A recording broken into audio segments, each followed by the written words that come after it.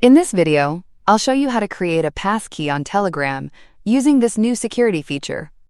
Before we begin, make sure you are using the latest version of the Telegram app, as passkeys are only available in newer updates. First, open the Telegram app on your device. In the top left corner, tap the three horizontal lines to open the main menu.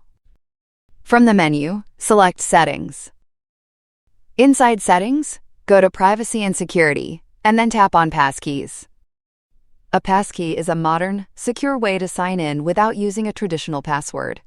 Instead of remembering a password, your device uses biometric authentication, such as a fingerprint or face recognition, or another secure method like a PIN. Passkeys are more resistant to phishing and provide a higher level of account security.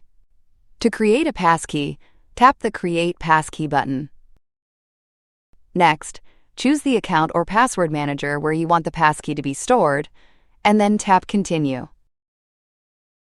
You will be asked to unlock the process using your fingerprint or another authentication method supported by your device. Once the verification is complete, your passkey is created. You'll see a confirmation message stating that your passkey is stored securely in your password manager. From now on, you can use this passkey to sign in to Telegram quickly and securely without typing a password. That's all for this tutorial.